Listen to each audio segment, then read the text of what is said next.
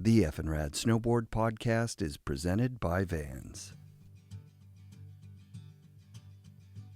Season 8 of FNRAd is sponsored by Wired Snowboards, Anon Optics, the Boardroom Snowboard Shop, Find an Epic Agent Worldwide Real Estate, and Tributeboardshop in Nelson, BC. Wired Snowboards is a Vancouver-based manufacturer and distributor of quality snowboards that just happens to be less than 10 minutes from my house. I spent today there building a custom board for myself. Well, Pepe was building it and I was kind of helping. The board's a beauty with custom-drawn art by the great Kaz Nahui. And the board is a Vantage 154, which I'm a little bit big for, I know, but the wide shovel and the taper profile will allow me to stay nimble in the North Shore's tight trees with lots of float in the nose. I couldn't be more excited. You can go to wiredsnowboards.com and design your own custom snowboard or choose from their many in-stock shapes. I promise you'll be stoked. Support also comes from Dakine, Mount Seymour, Grouse Mountain, Pro Standard GoPro accessories, and Volcom Outerwear. Guys, if you can manage a little liking and following, maybe ask a friend or two to do it as well. It would really help people find the show. Thanks. Special thanks this episode to Beneath Apparel, This Place is Awesome Vacation Rentals in Whistler, GlitterGirlsStudios.com, BoardingForBreastCancer.com, and Tomahawk Indigenous Products. Tina Basich is a fan favorite, a legend, a pioneer, and a true snowboarder at heart. She consistently progressed women's competitive snowboarding from the early days until she retired from pro snowboarding in 2000. Think about it. In Tina's over 12-year career as a pro, she legitimately rode Sorels, toured with the Kemper team, was one of the first pros to move to Utah to dedicate her life to snowboarding, designed some of the first women's specific snowboarding gear, had one of the very first women's pro models, and she's a founding member of Boarding for Breast Cancer. Plus, she did the first 720 in a women's big air competition at the X Games in 1998. It seems impossible, but it's true. She wrote a book called Pretty Good for a Girl, and she continues to be an ambassador for women's snowboarding and a true icon. I'm super stoked to bring you this home studio interview with Tina Basich. Yeah. I moved here 20 years ago and wanted to be, I lived in Utah for the 90s and then wanted to come back to Sacramento where my hometown was, but not live in Sacramento, and I didn't quite want to live in the snowboarding scene. I kind of needed a rest. And so this was right out of the snow line. And I wanted to be in like an artsy kind of small town life. So this is out of the snow line. You're not shoveling your driveway. Not shoveling the driveway or scraping the ice off the windshield. How far are you from, like where you're going to go ride tomorrow? Tomorrow I'm going to go ride at Sugar Bowl, and it's about 45 minutes. That's it. It's 45 minutes to Sugar Bowl from here. So it's pretty good. I think Tahoe it's got to be one of the best places to live if you're a professional snowboarder. Yeah, it's hard to say. Depends on what time of life you're choosing that.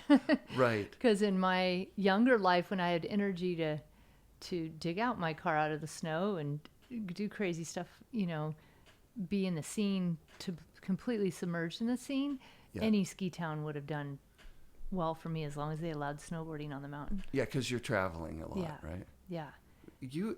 So you hit the ground running, like basically I think you started snowboarding around 85, is that about right? Yeah, I started snowboarding in 1985. I was in high school, and so I hung out with all the skateboarders and kind of the artistic crowd in high school, and so my mom discovered a snowboard at a sports store, and so that was kind of our first even vision of what a snowboard was. And she knew we would like it, and I knew I would like it because I was going to be landing on snow instead of concrete, like skateboarding. Yes. So we gave it a try. My brother and I started the same day in 1985. I believe it was the winter of 84, 85, or 85, 86. Yeah. It's been a while. So I instantly was attracted to it. It was a thrill flying down the hill. It was different than sledding because you could absorb and try and turn, but remember back then my board had 3 fins like a surfboard. Yeah. It had no metal edges. I did have high backs. They were felt like they were 2 feet tall and hit the back of my knees. And I had little almost like seatbelt clips for like luggage clips. Yeah, the fast tech buckles. People talk about those breaking, and they I don't. still have that board, and it's Wow. completely shattered. The bindings just crumbled. Is it here? Yeah.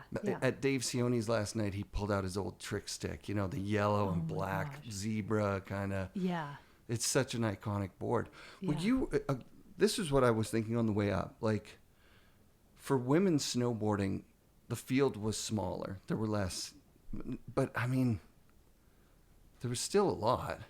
Yeah, But you were the top dog for Thank you. for a really long time. Well, it felt like the scene was small, but at that time, that was the only scene I thought existed, because we were in our bubble at Donner Ski Ranch with, a good 12 to 15 riders that would come up on weekends after school and make it there. And it was like Dave Sione and Tucker Franson, Mike Jacoby, Chris and Monty Roach, my friend Heather Mills, and then it was also Damian Sanders, and Sean Palmer would show up every once in a while, and Mike God. Chantry and Don Bostic and all of those people from back then, and my brother, of course. And so Heather Mills was my best friend at high school, and so she started with me there. So I did start riding with a peer that was female, but all the guys were there. And then there was a small handful of local girls that hopped on the scene. And so when I did my first contest at Donner Ski Ranch, there was 4 women entered. So it was pretty good chances to podium. And I won a hoodie and a skateboard. Amazing. For 3rd place or something, That's incredible. We were so pumped on free stuff. Like back then, free stuff was the sponsorship. Absolutely. It didn't even enter my mind that somebody was going to pay for my gas to get to the ski resort. What are you riding in this first contest? Are you still riding that Burton board? I was riding that Burton board in the first contest. Wow. And I always remember what kind of surf style we had. Yeah. And I realized that was just because we were trying to balance on those type of boards. Like, you weren't holding an edge. You were really holding your hands out and patting the dog, and all those things came up because of how the equipment was. And the second that the equipment started evolving, my next board was given to me by Tom Sims out at the 87 World Championships in Breckenridge. And Mike Chantry had hooked it up that I was this girl that was pretty good that was coming out that we should flow a board to. So sick. So Tom gave me that board, and I entered that giant slalom in the half pipe there. And that half pipe was way bigger than what I was used to at Donner Ski Ranch. So Donner Ski Ranch was like 3-foot walls. Yeah. And then the 87 Worlds was maybe like 8-foot walls. Yeah. So it was a big jump up in what I was riding down. And so this new board kind of had a little more control. So I got the hang of it pretty quickly. But what board was it? It was the pocket knife. The pocket knife. Sims pocket knife. Yeah. And that was a big deal to go out to Colorado as a junior in high school, and a junior or senior in high school, and see the scene for the first time outside of the Donner Ski Ranch bubble. Yeah. And that's when I really realized that snowboarding was bigger than our little Tahoe scene. It was a big eye opener. Yeah, and then yeah. also it exposed me, like I got 6 in the half pipe, even though I fell. So I did, double-handed grasser type trick and a couple tricks before I fell. So I got some points and got 6th place.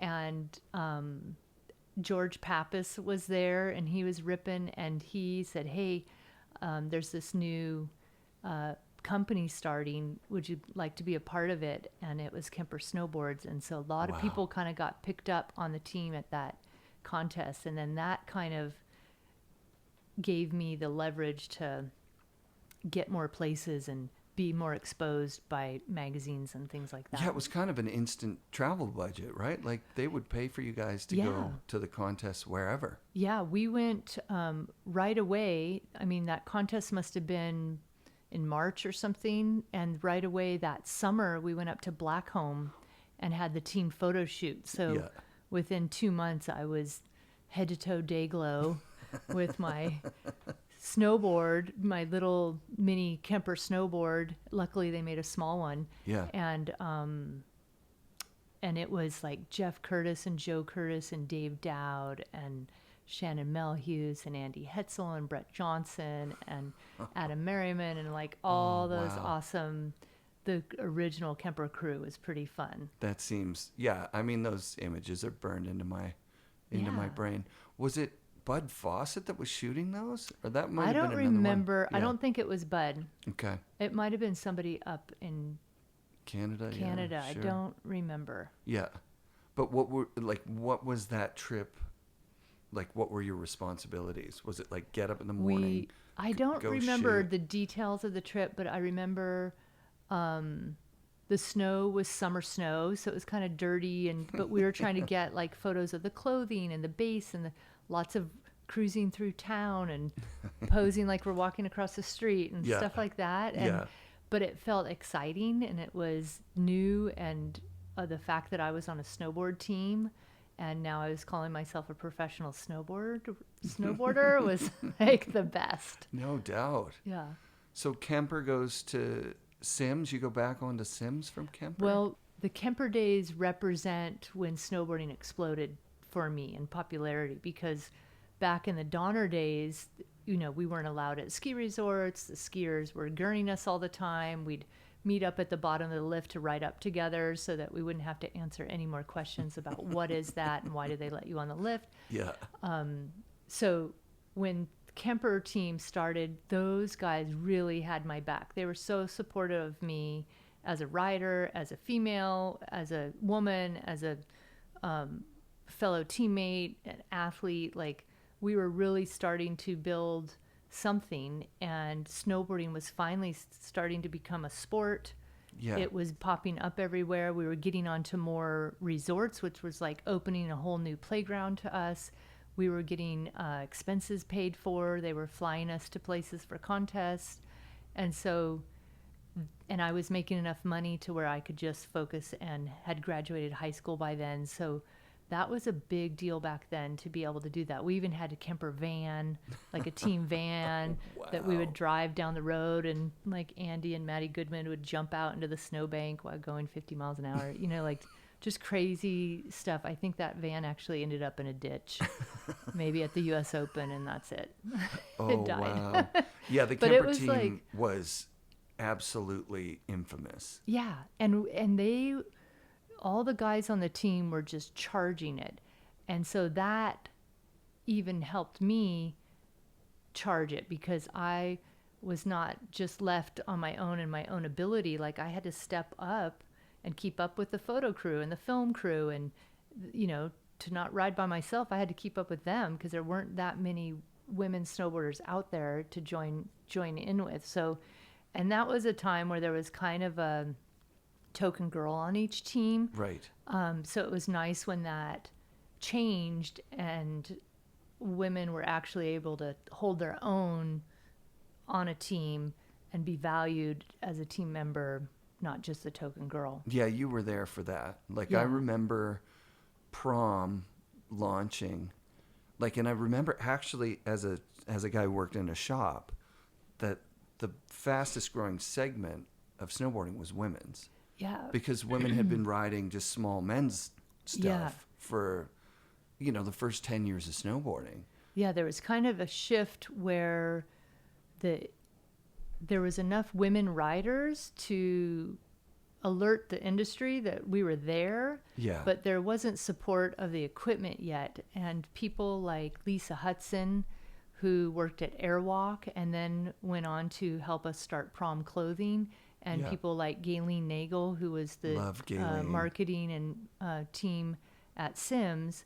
Those two women especially stand out as the industry And they went to their companies that they worked for and said, hey, we have to do this.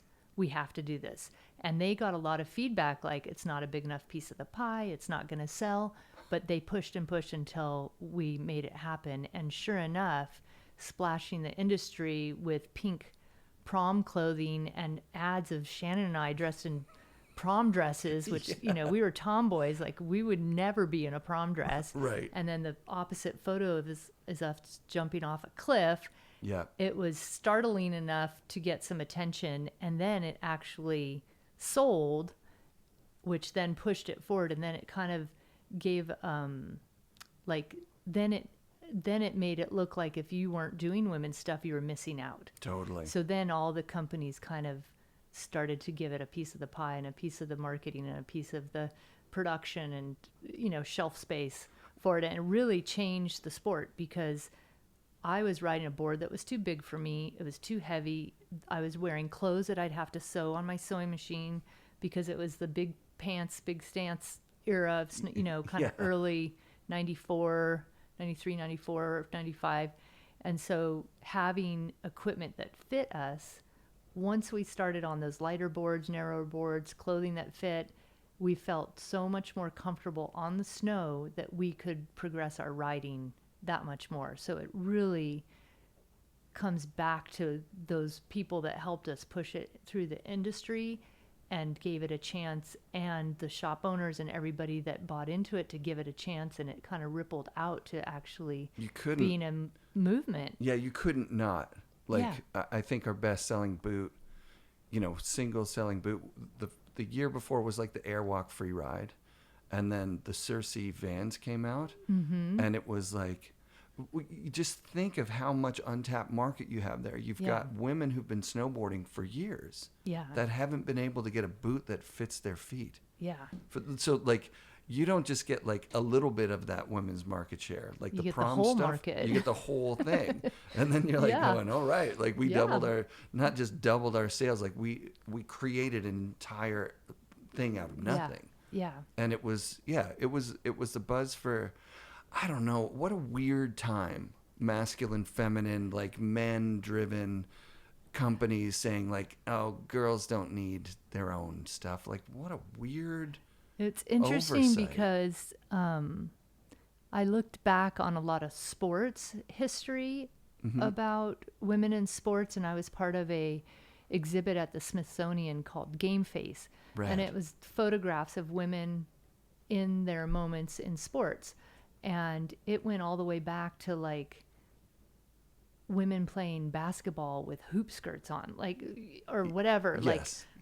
Up to the 70s where women were not allowed in marathons and things like that. So when I look back, I recognize like what a big moment that was for us to say, like, we're going to push forward with this. Or when we were told like no women allowed on the jump, we were like, well, watch us. I'm going to prove them wrong. It was more like we wanted to show them up than it felt like they didn't think we had the ability, not that we were women and we weren't worth anything. Right. So it felt like we just had to prove ourselves. So it was an interesting time, and now I look back and think like, whoa, we really shifted the place for women in snowboarding. It could have taken many more years to shift if those women hadn't been there to do that. So it was an important time. I think one of the most important, for sure, because snowboarding's always kind of patted itself on the back for being inclusive, but when you look at it, it's not. Like, you look at the company owners, you look at the brochures for the products that are out there. There's very little diversity. Yeah. There's, and women's snowboarding didn't really, and probably still doesn't get the support that, proportionate to how many consumers out there are women. Like, it's got to be pretty close to 50-50 at the consumer level. Yeah, it always blows my mind to, I just took my daughter up to go to her snowboarding practice for her snowboarding team from her high school. Right. What is happening? Like, Yes. I wouldn't imagine that when I started. Like, Right. there was no high school snowboarding teams. There was no parks to practice in. There was barely any ski resorts to let us on. There was no snowboard shops. There was so now when I see schools and,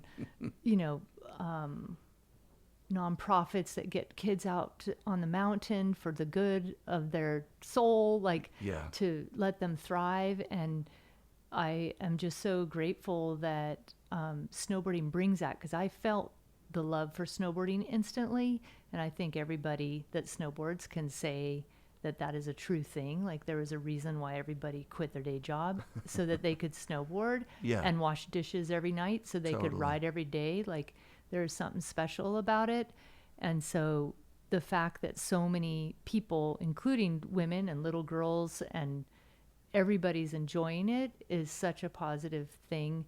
And I don't totally look at the stats of like what's happening with women, and I'm just grateful that it's all available for all ages and all people, and families are riding together, and it's just a really positive. Snowboarding is such a positive feeling. Yeah, I mean, I came into it through the surf vibe. Like, when I was a kid, I was like, I need to surf. But there's no surf in Ontario, Canada. Yeah. And even coming out to the coast of British Columbia, you still need to go another 5 hours to get to the surf.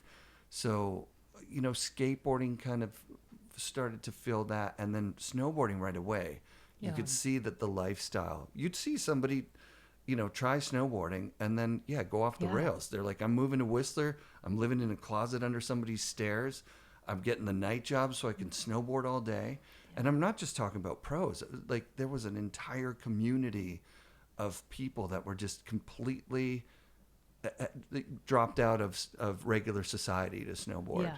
It was amazing. And I remember times where we slept in the back of the truck because we got there early and our hotel didn't start till the next day for the team. And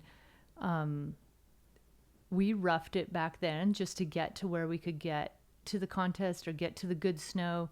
And so I have such an appreciation of gratitude for being able to snowboard still today. Yeah. And through my career, that I got so many years of doing what I loved completely, full-heartedly, given that chance to do that I just, I'm nothing but grateful for that. And it's hard to watch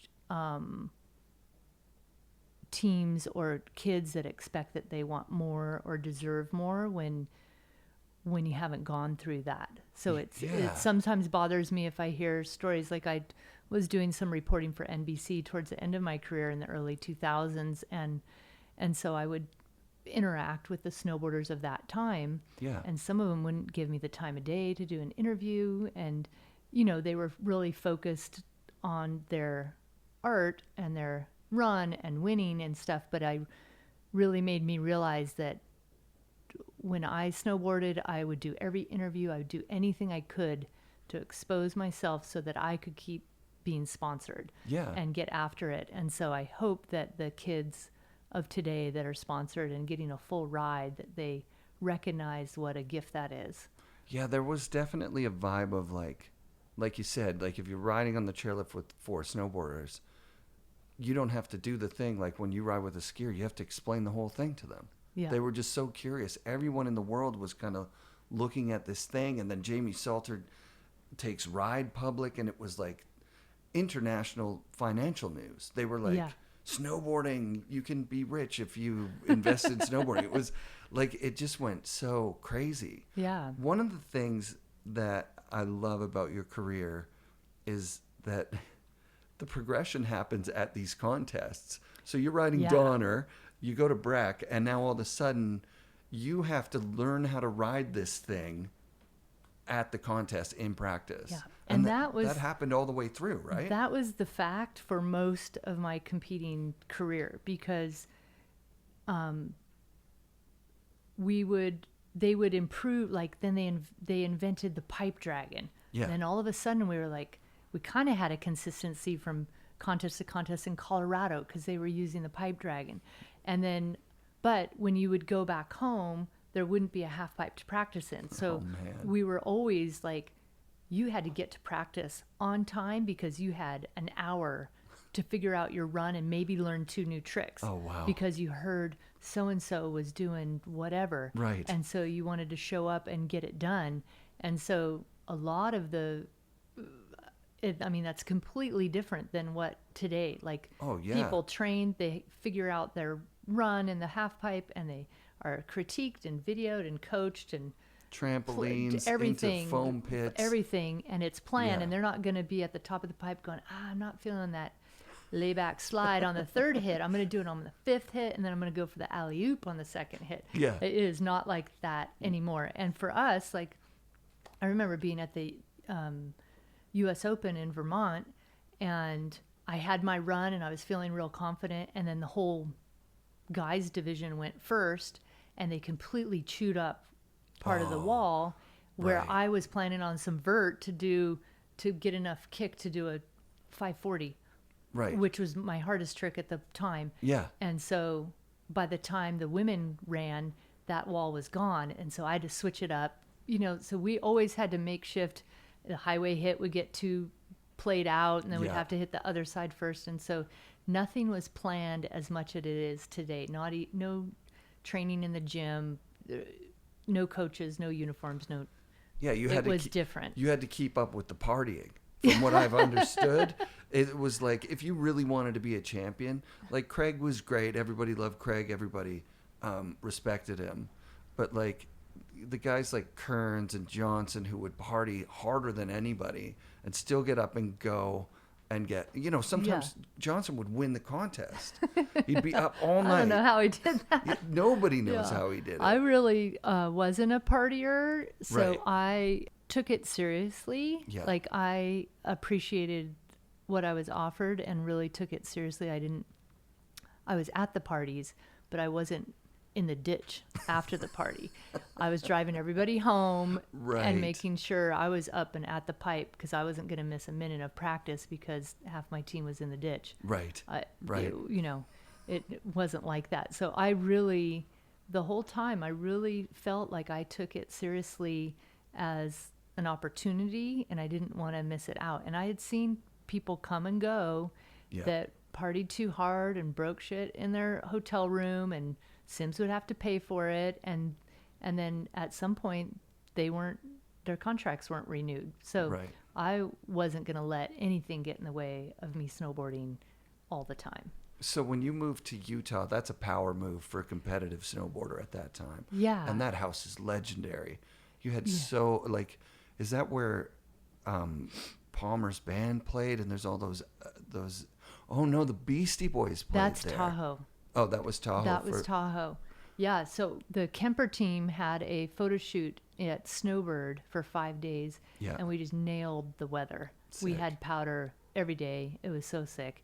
And everybody vowed to move to Utah after that. And so I went out there. I was dating Andy Hetzel at the time, and we got rented a condo, and then some of the other teammates got a house. And Utah was such an undiscovered spot back in the early 90s. This is like 91. Oh, wow. And so it was so easy to get photos and cover photos. The snow was flying everywhere, and the snow was insane. And, we were at the right place at the right time with the right crew and photographers, and we were getting photos that the magazines could not publish. Right. Like they were just beautiful photography, and it was easy to get because we were kind of the only startup crew along with locals and some people that had been there. But that really exposed Utah, and then we watched the people start coming in. Yeah. And the people start moving there, and the film crews start basing out of there, and it really opened up a whole scene for the 90s. And I stayed there the whole 90s. I moved there for a winter and didn't leave till 1999. Wow. Yeah, I broke my leg in 99 and then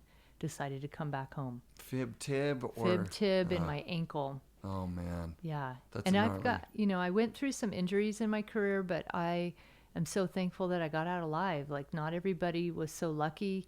There was some bad injuries. There was death. There was some pretty risky places that we were putting ourselves in by Yeah. flying around helicopters in Alaska and things like that. And I look back on it now as a mom, and I'm like, what was I thinking? Yeah. Would you let your But in the daughter do that right moment- now? Yeah. In the moment, like I was so in the moment with little responsibility outside of myself, and I loved snowboarding, and powder was the best. So we were charging it, and so it's a different mindset once you're out of it. So not until I broke my leg in 99 did I get jolted right out of that mindset that I was a superwoman. Yeah. And then I felt breakable. Yeah. And so I never got it back completely. I did heal my leg. The doctor said I was okay to snowboard, and my mind wasn't quite ready. And I did go back to compete at the Worlds in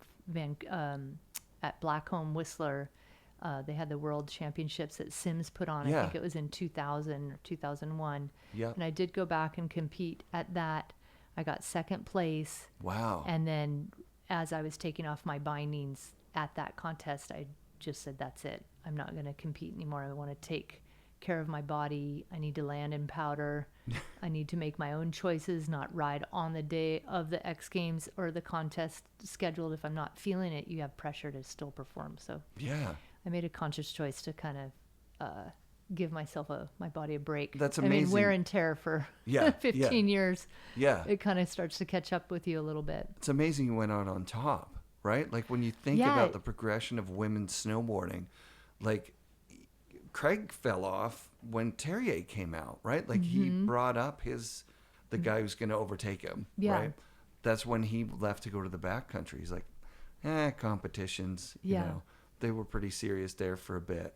But like you made it through that era, and then like the fat pants jibbing era, and then like the X Games. Now they're building like the biggest jumps that have ever been built. Ever. I mean, Yeah. my winning the 1998 X Games Big Air with my 720, Yes.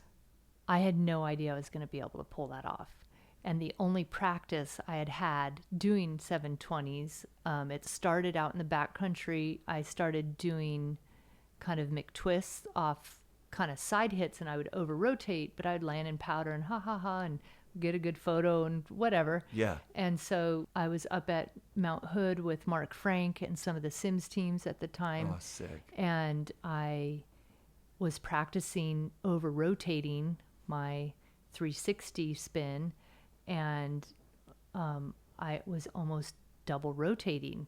And so I was like, well, maybe I'll just go for the double rotating because it's going to be easier than landing backwards in this slush. Yeah. So I was just going to spin twice instead of spinning for a 540. So Marco hung with me up there to kind of help me figure it out. Love that We spent guy. a whole day on this one jump that nobody wanted to jump because the pipe had just got cut. And so everybody was down at the pipe. So it was just him and I, and we hiked it. And so I was black and blue on my legs from crashing and hitting my thighs into my high backs. Like it was, I got banged up trying to figure out how that felt to over rotate like that. Yeah. And so when I showed up at the X Games, I had only tried it once before at the contest that had been in Aspen just a month before. Yeah. And I had got it around and dragged out the landing and won. And so I kind of knew that I had it in me, but this jump at the X Games was huge. And so it's just such a crazy time because back then we had to do our trick that we were the least familiar with to win.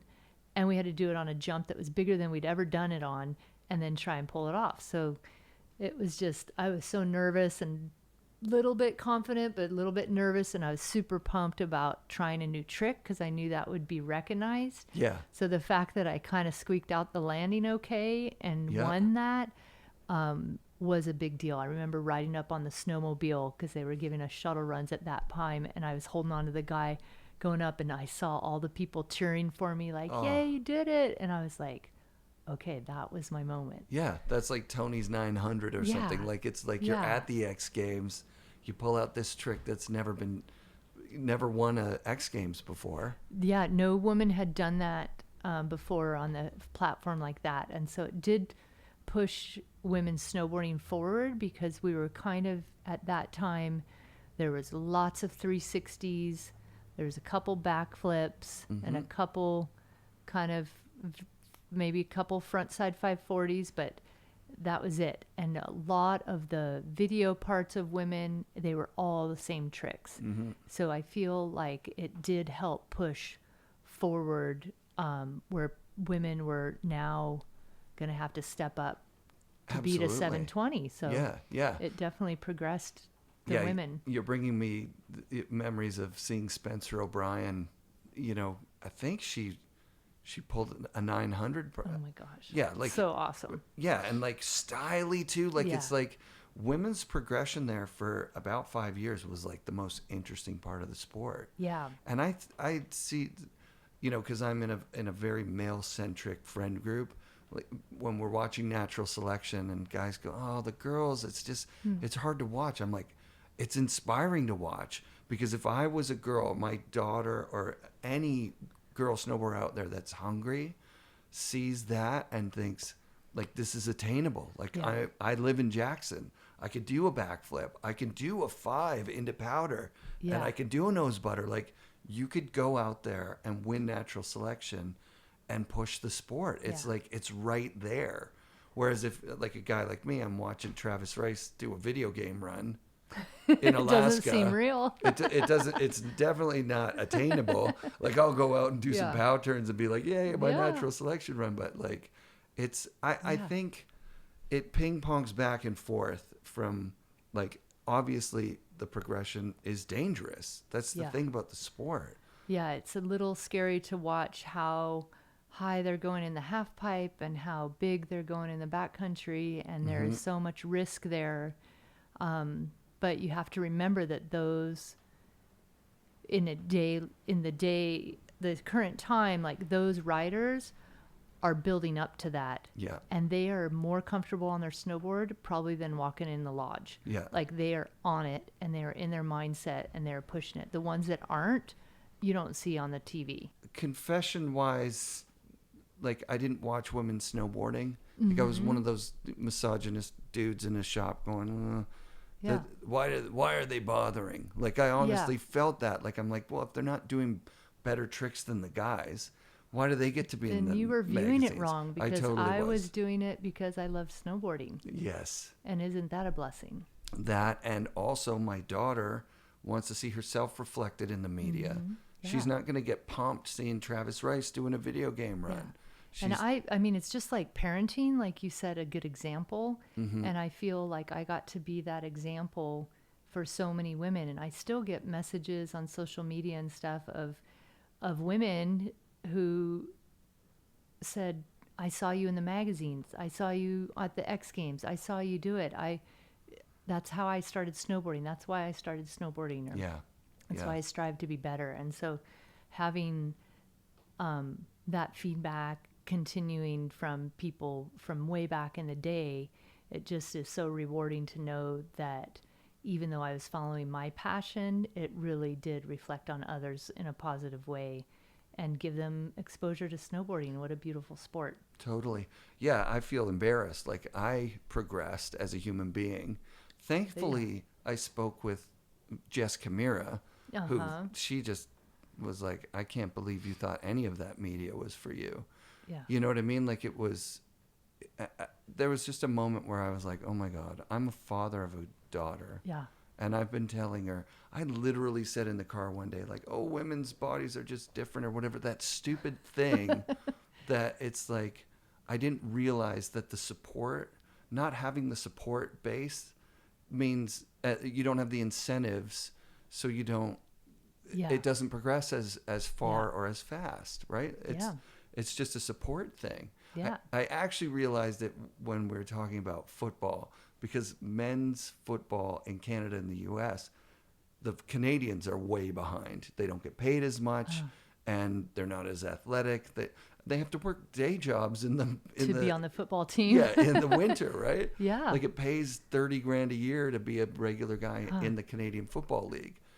So I put it to Chris Rasmussen. I said, is there something about Canadians that make them worse? Like, are our bodies different, or is there some sort of thing? He's like, no. I'm like, it's support. Yeah. If you take away the support, if you don't give the support, you don't get the progression. And I wouldn't have been able to be a pro snowboarder for 20 years had I not had the support. Right. I mean, I had full 100% support from my parents to follow my dreams. Rad. I feel very lucky. They were driving us to contests back in the day and, you know, very supportive. And I felt supported by my peers on my teams, especially the Kemper team was such a wonderful start to my professional career, and the Sims team that I was on. Like, I never felt unsupported. I just felt like I was in some situations where they didn't understand that I had the ability to do what the guys were doing. Yeah. And so I had to prove myself. And I have no problem proving myself. Yeah. And I'll go higher than I would have gone before. Obviously. You know, like I feel like that kind of stepped it up because I had to make my mark and show my ability to make sure there was a big air in the X Games the following year. Yeah, exactly. You know, there was a time when the first big air contest, I think it was 1996 at the X Games, and 20 women were invited, and the jump was super sketchy, and only 4 of us showed up to practice. And we, at that time, recognized, like, if we don't do this, they're not even going to give us a chance to do it next year. So we showed up and did it. I got 3rd place, and it's kind of banged up, but we did it and pushed it on. And so moments like that really showed the industry and the ESPN and the X Games and all of those people filming us and showcasing us that we weren't going to let it go away. That's really good. Yeah. You wrote a book, Pretty Good for a Girl, right? That was what it was called, because that was definitely something that was said all the time. All the time. Yeah. And I would come ripping down the hill with my, you know, I always made sure my ponytail was flying out the back so they knew I was a girl. Yeah, yeah. And so often I would come down and take off my goggles and kind of resituate before getting on the lift, and I would always get that, whoa, you're a girl, you're pretty good for a girl. Right. And so, you know, you can either take that as an insult or you can take it as a motivator and push on. So I was like, thought that was good, let's go. Yeah, yeah. To be in the spotlight for that long, like, there are very few competitors that compete for that long. Well, it was interesting because I started snowboarding when I was 16. Yeah. So I was winning contests as a teenager. I was winning contests in my 20s. And there was no other, you know, there was no equipment for 7-year-olds. So I wasn't going to get beat out by a 12-year-old girl. Right. And in the men, Sean White was that 12-year-old that was starting to step up to the 25-year-old's ability and competition. So for me, women also just have a longevity power and pushing on, and I wasn't going to step down and let somebody take over. I still wanted it. Yeah. So as long as that drive was there, I was continuing to get exposure, which made my sponsors happy, which made my contracts renewing and kept flowing forward. And the first girl that kind of stepped up, youngster, was Jenna Mayan. I remember. And she hit the scene, I think she was 13, and she was rad. And I was like, okay, there's the next group coming in. She's representing that next kind of generation that's coming up. Absolutely. Yeah. Cara Beth, Tara Nikitas. Like that was some pretty intense times in women's snowboarding. Again, it's happening in men's as well. Like I remember watching the jumps just get so big that it was like, this is insane now. Yeah. Like someone's going to get badly hurt, and people did. Yeah. I think the jumps got too big because the people the media was like, okay, well, it was this big last year. We got to go bigger. Yeah. And it just got to the point where it was like, okay, that's as big as you could possibly do it. I hope that the progression of snowboarding has a lot to do with the riders and not just the pressure on the riders. Yeah. And there's a difference, because if the riders speak up that the jumps are too big and they actually make the change, then it's a cooperative progression. If they say, oh, then don't, then, you know, then just bail out, don't compete if the jumps are too big, then somebody's going to step in that's on the waiting list that wasn't going to be in the contest anyways. They'll jump anything to be in the competition. So Yeah. in the spotlight, get a Yep. chance on TV, get a chance to be sponsored, get it, Totally. So it's, I hope that it can move forward in a safe way. Yeah, yeah. I think that the whole industry at this point, and look, I'm not an expert in this. I can't possibly watch all the videos because there's so many, but it seems like we're selling fun, right? Yeah. So like there's a lot more fun and a lot less like Olympic contest footage. Yeah. It's like And out it with your also buddies. shifted. Like we would go on a photo shoot, we would take a bunch of pictures. The filmer would wait until he had at least 15 rolls of film before he'd turn it in to get processed. Yeah. It'd be 2 weeks later before he'd get the slides back. And then we'd go over to his house to check out the slides to see if we got anything. Yeah. And it came down to me getting the grab, getting the trick, and it came down to the photographer having the right exposure, having the cool angle, and getting the shot. And then it would get turned into the magazine in binders and binders and binders. Like they would use little carrying carts to get them into the magazine. Yeah. And then they'd sit there with the eye thing and go through all of them and select. And so it was a long process before that moment where it did come together actually came out in the magazine. And so now it's all day of. Like, yeah, I saw and it's JP exposed to Jeremy whoever yesterday. wants to Yeah, yeah. subscribe or Yeah. follow or whatever. And so it's almost like journaling or diaries and day by day where you're almost in the moment with those people which I think is a cool thing for kids because they're like, oh, no way, I was at Boreal that day. Right. Or I was there yesterday, I didn't see him. Or, Yeah. like they're kind of a part of it more because it's not costing, thousands of dollars to print magazines, they have room for the fun Yeah. to be part of it. Yeah. It's not a snowboard movie that has to be 60 minutes and even though I filmed with them all year, I didn't even make the movie. Right. Like stuff like that happened Yeah. because there was only so many minutes to give. Now it's the internet. I think You could post, yeah. videos once a week if you wanted to, however long you wanted, and keep an audience going and share your livelihood and your abilities in the snowboarding. I miss the old days because we all shared a common visual language, right? Like I know the picture of you with the ponytail. Everybody from our generation knows that picture. Like we shared these moments that, okay, seeing how the sausage is made, that it was Guy Motil and Kevin Kinnear post-holing through the snow, just trying to make ends meet and stretching all these photos over 5 issues. So like you're not getting what's going on in snowboarding. You're getting a couple of events. That's kind of, looking back is like, oh, but, like brushy tweaking, like everybody in the industry saw that photo and was like, that's amazing. Yeah. Now we don't share a magazine. There is no, there's no Snow, trade shows and nothing. The ASR show where all the movie premieres were and we all Right. gathered. And so it is a little bit disconnected. And it's, I always thought like, oh, one of these days, I kind of stopped snowboarding. I focused on my family and I had my daughter and I thought, oh, I'll have to, swing back through and say hi to everybody and show up to one of these events. And now those events don't even happen anymore. The magazine offices aren't there to swing by. So there's kind of a disconnect where it kind of, the abyss of it just expanded to where it's just everywhere.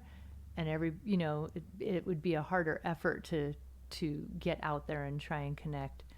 totally. But Yeah, and there's this shuffling in of all these things. So now when you're looking at your snowboard media, if you're like me and you're looking at it on social media, then you're going to see a cat video and a kid falling down, a bear attack, somebody on a mountain bike doing something insane, a Red Bull stunt, 4 ads for like, health products, and then like the coolest clip you've ever seen in snowboarding.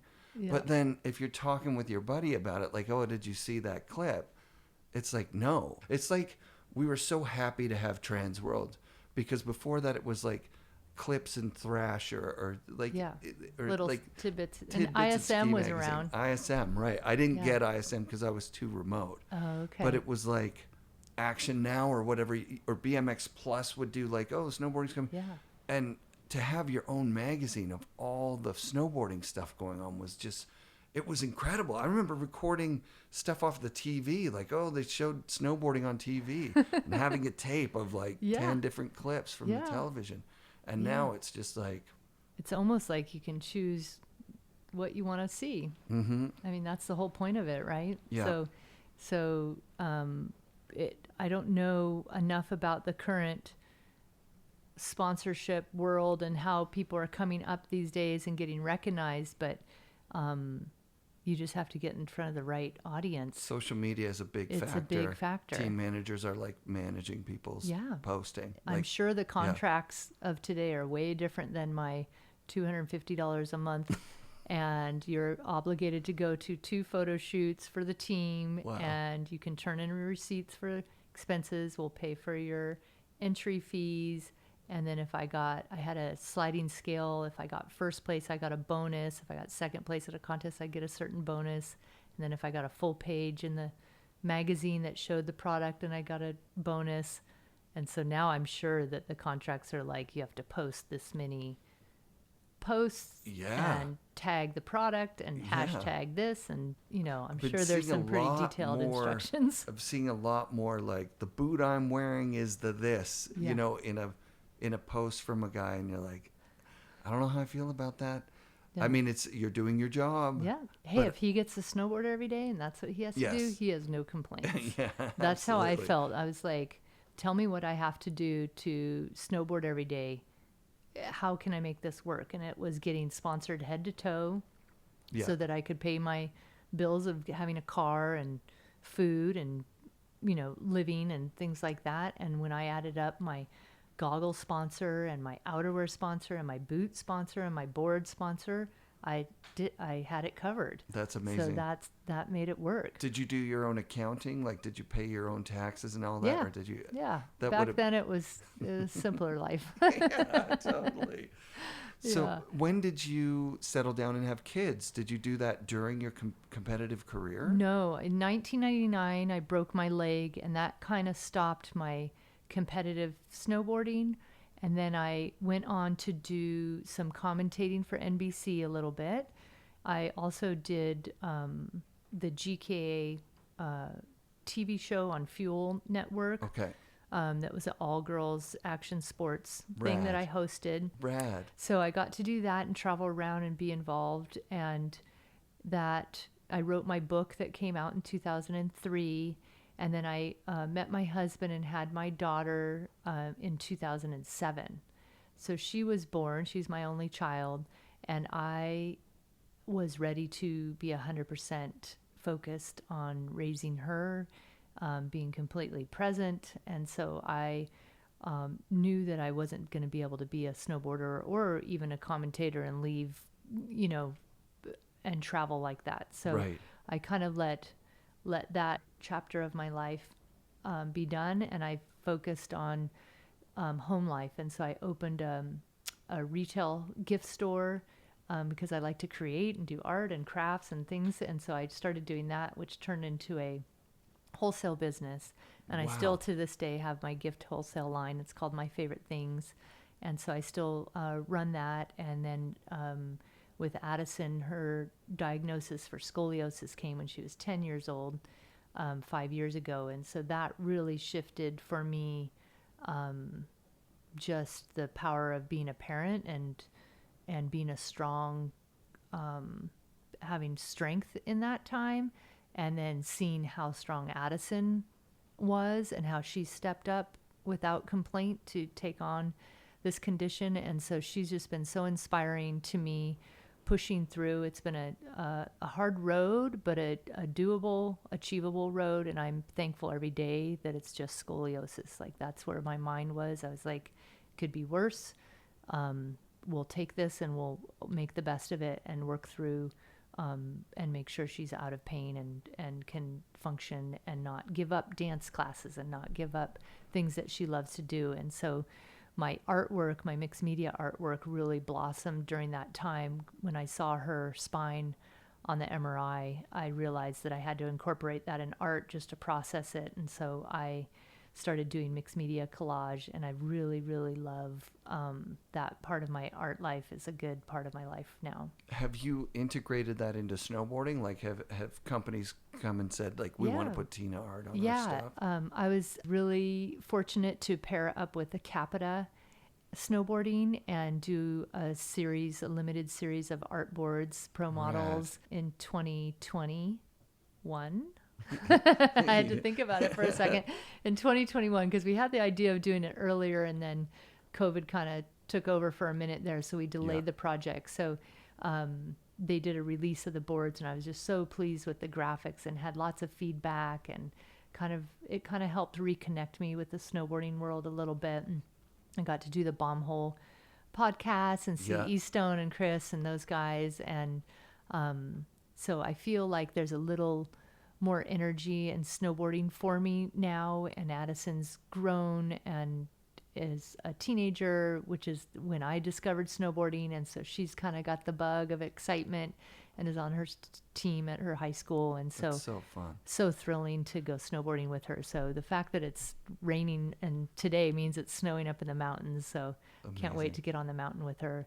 And it kind of just comes around full circle where you see in Addison, she's like, I know Jamie Anderson. I said, well, you met her at the Boarding for Breast Cancer event at Sierra. And she said, my friends were talking about her the other day. I didn't know I knew her. And I showed her a picture of, when she was like this high with Jamie. And so she, I just recognize how she looks up and sees those girls as heroes. And she knows Mom is a snowboarder, but I'm Mom. But she does see old footage I share with her of the X Games and old footage. And she's like, whoa, Mom, that's you? That's like, rad. Wow. So it's fun to share my story with her as well. It's such a tough thing with kids, hey, because the relationship is, you really, I can't speak for you, but like for me, I'm Dad, right? Like it's like, Dad, can I borrow the car? Dad, can I, Yeah, and I'm that's like, hey, my role. I'm doing this show, and I got to talk to Terrier, and they're like, well, big deal. But I sometimes catch them. My daughter especially will tell her friends, she'll say, hey, I got a listener for the show. He subscribed to the show. And it's so sweet to connect with your kids on that level. Yeah. Like that's just joy in my heart when my daughter's like, can I borrow the car and go snowboarding with my friends? I'm like, not with me? She's like, no, I'm going with my friends. Yeah. I'm like, oh my God, she's in that moment, and we know it. Yeah. We know what that feels like. And even though that was a million moons ago, we still remember that feeling.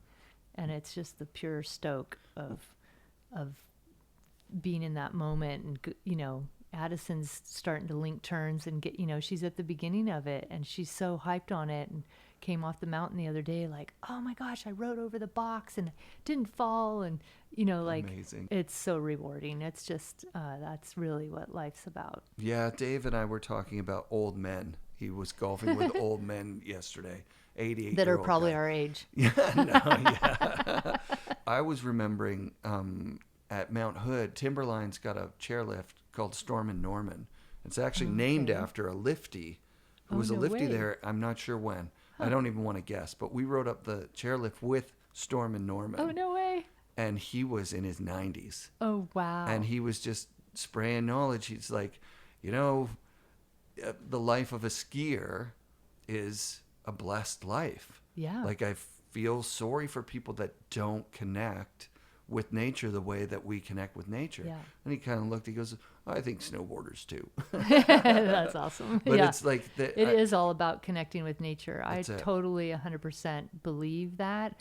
I think that's what kids need more than anything in these times, is to connect with nature and be out. I made a wish on January 1st of this year to be awe-struck by nature. I wanted to put myself in situations where I was in awe of nature, and I succeeded. I saw some amazing sunsets and rainbows and forest and spider webs that blew me away, and mushrooms blooming in my forest that were a miracle of life when you really learn about stuff like that. And so I want to have my head in the clouds most of the time. Speaking of mushrooms, and this might, we can cut this out if it's not appropriate, but did you ever try mushrooms for like post-traumatic stress after breaking your legs or anything like that? No, I have never done any drugs. Are you serious? I'm serious. The Kemper only thing team was just like wasted. The only thing I've ever tried was I tried a little nibble of a pot cookie once. Yeah. It's like this big, and all it did was made my upper lip turn up. I was just like this all night. You so dated I've never... Adam Yauch, the Beastie No, I didn't Boys. date Adam Yauch. No. He was my roommate. He was your roommate? No. Okay. Yeah, he was my roommate. So and he he never lived in did. it. I didn't know him to do drugs. No, Oh, wow. You know, like our scene, I think people knew that that's how I was, that I wasn't going to partake. Right. And so they didn't, like maybe they'd leave the room. Right. Like I don't even remember being around drugs all the time or anything, but I remember a bunch of wasted snowboarders often. Yeah. But and you were the designated driver / yeah, like I felt crew. I felt like snowboarding gave me the high of life. I didn't feel like I had to take it any further. That's cool. And I would be at trade shows and things where I didn't have to snowboard the next day for any reason, or at a conference, and I'd have some cosmopolitans and kick back, but that's all I needed. Yeah. I never felt like I needed more than that. And I told my daughter, like, I've never, I want to teach you about drugs so that you know everything you need to know about it for safety. Yeah. I don't have any experience with it. I've never done any real drugs like that before. And she was like, really? And then a couple of her friends came over and they're like, Mom, tell them what you told me. Yeah. And I said, you mean that I've never done drugs? And they're like, what? Right. Like, it's surprising. It kind of made me sad that it was so surprising that somebody could live their life and not have to have some substance help them along the way. So I just had a clear vision of what I wanted, and I didn't need any of that to help me get there. Well, it speaks to, I remember someone turning to me in grade 10 and saying, are you on drugs right now? I'm like, I've never tried drugs. And they were like, yeah, right. Yeah. And there was something in me at that moment that changed, where I was like, if society's looking at me because I'm a snowboarder as this person who's doing drugs, I may as well be doing it. If I'm getting in trouble for it anyways, I may as well be doing it. And I went hard, like crazy amounts of drug use over the years. But that was because I didn't have that focus to compete. Like I would go to the contest and see how hard people were partying, and that they could do it. And then I would party that hard, but I could not get up in the morning and go to a contest. Yeah. I'd be like, "Are you kidding me? That's crazy." Yeah. It just never didn't felt the need or never felt the longing to be in that moment like that. Yeah. And I think a little bit of it is I didn't want to be not in control of myself. That makes sense. For safety. And, everybody else can go nuts. I'll drag you into the minivan later, but I'm not going to be in the ditch with you. Well, yeah, and you've seen people literally in the ditch. Yeah. So you're going like, I don't see the It just wasn't attractive appeal. to me. Yeah. It wasn't attractive to me. I just see the mushrooms in your paintings. Yeah. And I have looks... this property in the forest yeah. On the coast, and I have never gone mushroom picking or anything. I love to eat mushrooms in my food and buy them at the grocery store all the time. Never knew much about them. And so this new land that I have, I went up there and I was with my dad and we were working on the land and we were getting ready to leave. And I said, hey, I just want to run into the forest, into the deep part of the forest, and just see if there's any mushrooms blooming. I feel like this is the time of year when it's happening. And I was gone for like an hour, and my dad's hollering for me and whistling, like, are you alive? Like, and I'm like, oh my gosh, the mushrooms, like, you've got to come back and see this. And there was like 15 different types of mushrooms. There were bright red ones. There's little 200 of the same one all in one patch. And then they were blooming out the sides of logs and had rainbows on them. And some of them were see-through, and so mind blown. Like I was they're gorgeous. In the forest, in nature, by myself, in awe of nature, just so happy to be in awe of nature. And I've learned since how important mushrooms are to us and to the earth, and that their decomposed death brings life, and it just seems like that's part of life. And so I really connected with these blooming mushrooms in that moment. And so I knew that they were going to come into my artwork. So I was taking pictures with my phone. And so my artwork has some of these mushrooms.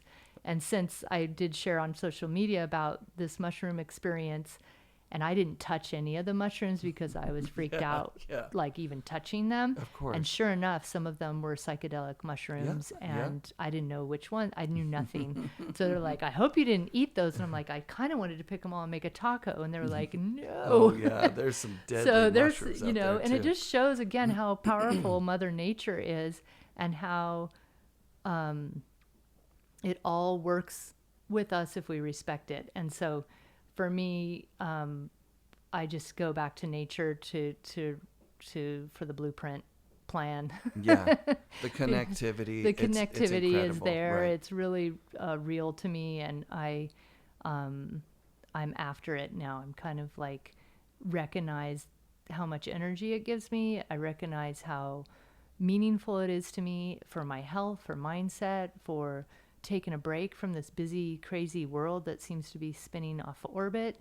And so going out and being completely submerged in nature and accepting that is kind of my practice now. That's epic. That's so epic. Yeah. Yeah, I'm surprised that like the imagery in your paintings with the mushrooms, I mean, it looks like someone on mushrooms. I know. So when you look at it, like that mushroom that she's holding is a psychedelic mushroom. It is, and the spore So that's print. what, didn't know it when I took the photo of it. Spore print there. That's cool. Yeah. Yeah, and she has mushrooms coming out of her head. I think those are the trumpet mushrooms, the purple ones. Uh-huh. And so for somebody who's never done mushrooms, my mind was blown by mushrooms in a different way than some people use mushrooms and eat them and have their mind blown. Like my mind was blown just by finding them. It was like an adult Easter egg hunt. Yeah.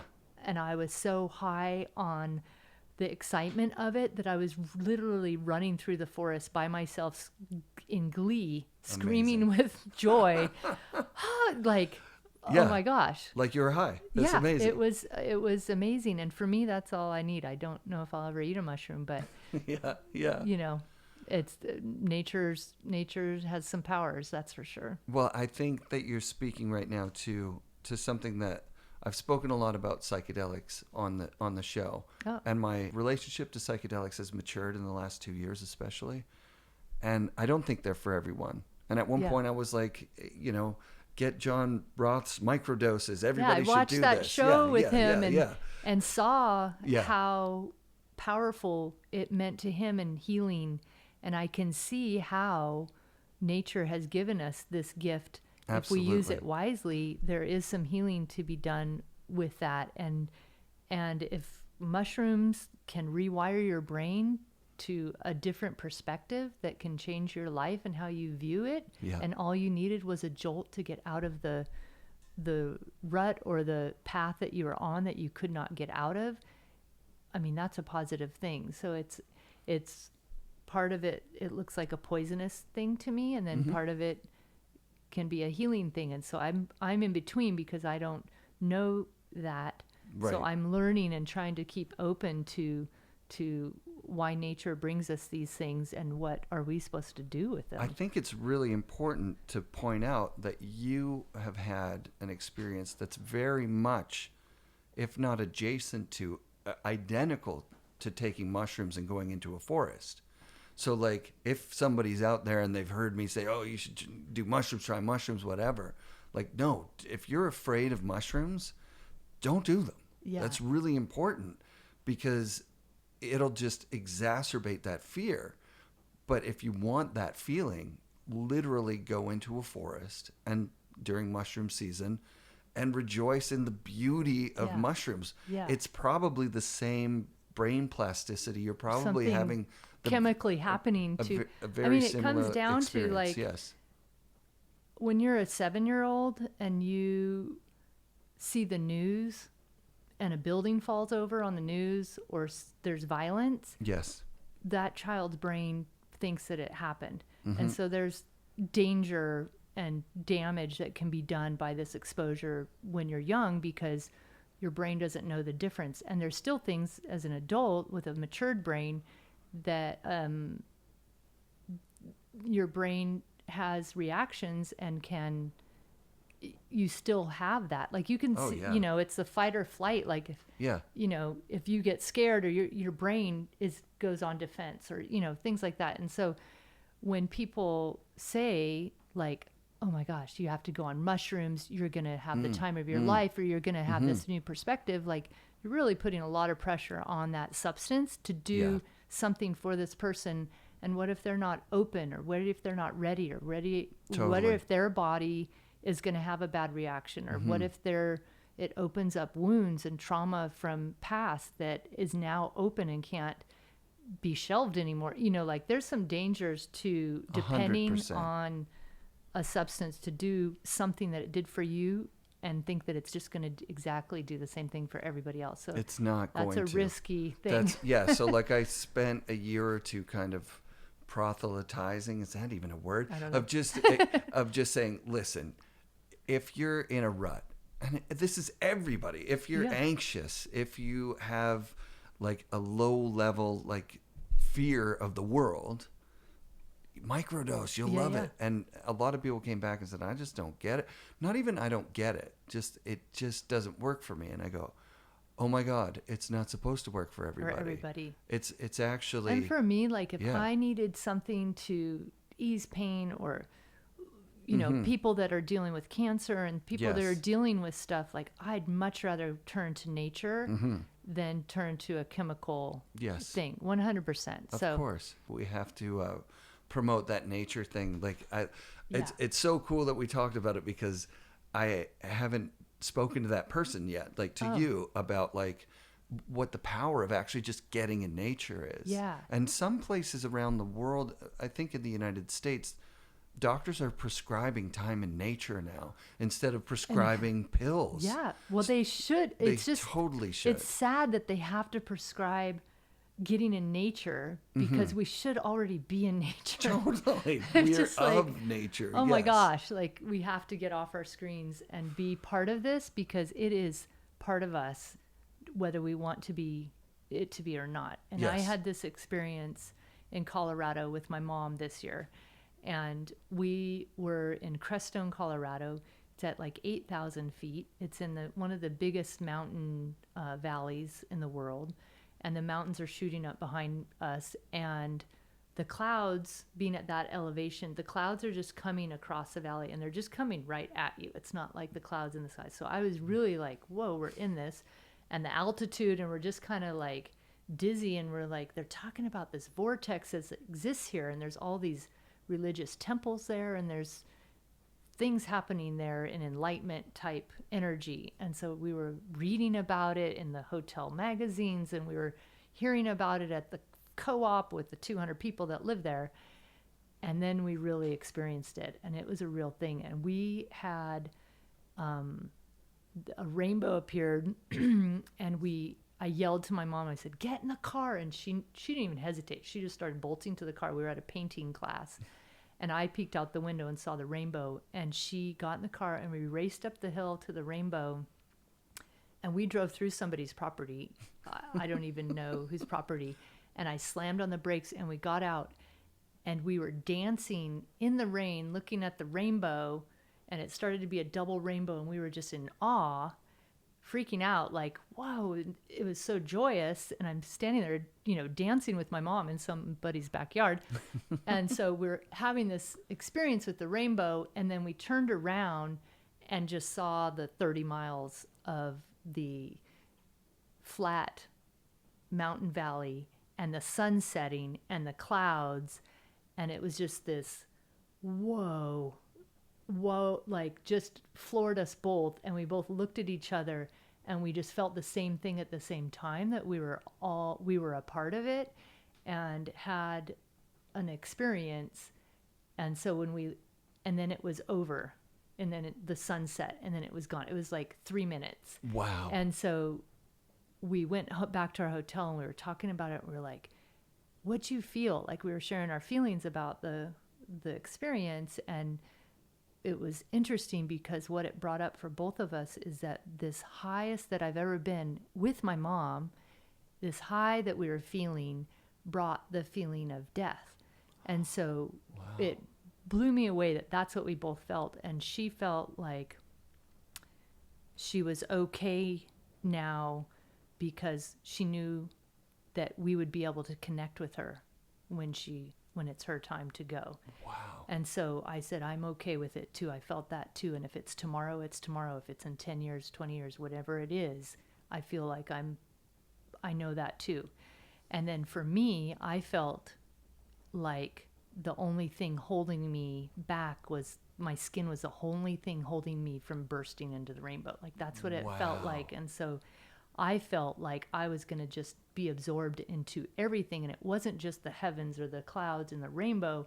Like I was going to be absorbed into the dirt under my feet. Like it was everything. And so I really was like, okay, I get it. Like nature has this power and we are connected to it. And so if we ever feel disconnected from this world or disconnected from ourselves, like nature is the place to go.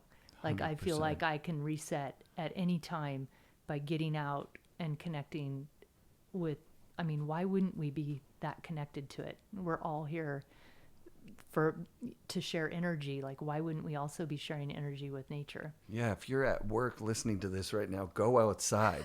No matter where you are or what the thing is, go out. If it's night, look at the stars. If it's raining, just be in the rain. Yeah. It's such an incredible, like you just described to me, like my most, powerful psychedelic experiences.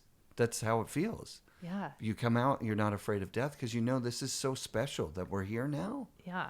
And that we get to experience this. I feel lucky that I was able to reach that with my mom in this natural way. Just unbelievable. It's a moment that we will never forget for sure. It really, really was an experience for us. So special. Yeah. It's so hard being a parent and having had these amazing experiences in the mountains or like what you just described, and then trying to inspire those moments with your kids because you can't manufacture that stuff. I feel like I have to just lead by example. Mm-hmm. And I realize that the way I handle things, whether it's dealing with a conflict or opportunity, that I want to show my daughter that nothing will hold you back. Like, she sees me start a company. She sees me, create art and sell it and have an art show. She sold her art. Like I'm trying to include her in my experiences so she can learn that she can do whatever she sets her heart to do, Well, and there's the obvious with the scoliosis. It's like, that's hard to see. Like some of those posts, that is the challenge of parenting, that you're just so afraid that something like this is going to happen. Yeah. But it's also so inspiring because the connection between you and your daughter is palpable. It's like, that's real life. Yeah. And I feel like the scoliosis it will be a part of her life for her whole life. Our goal is to just not have pain from it, which so far we are successful at. And I feel like this journey with it is a lesson of delayed gratification, to where if you work hard now, your adult self is going to be in better shape. And that's years away. So like for a 10-year-old to take on the daily treatment and continue that without complaint is like a life lesson that you can't teach. She's living it, and she knows that hard work can lead to a result in the future. So the scary part is that the kids of today are so, I call them the push button generation. Like they're used to a quick response. Like they can barely wait for their Starbucks to get delivered. They have to order it on the app and pick it up. So it's like they are so used to information coming at them fast. It's instant. It's 24 hours a day. And so they're even just the way their brains are being wired, raised in that kind of environment, they need instant gratification. And so for Addison to learn this delayed gratification in such a big way, and it's more than like going out with your dad and building a tree fort that takes 3 weeks. Right. That's delayed gratification and working on something.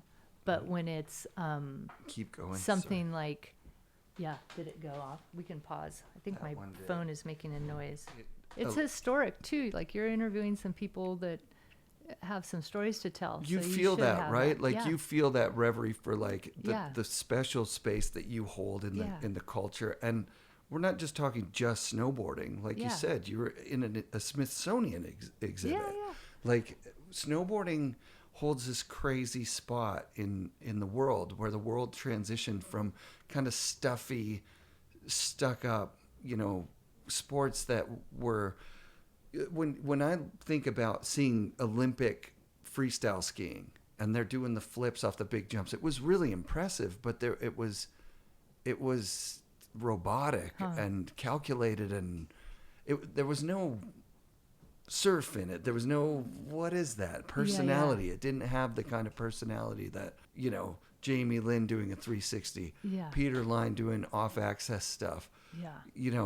It was just so visually stimulating and invigorating that we lived in this weird time where you could go to 2 or 3 contests and become like a cultural icon. Yeah. That's yeah. insane. It's awesome. It's I'm so thankful that I was at the right place at the right time, because I feel like the chapter that I had in snowboarding was perfect for me.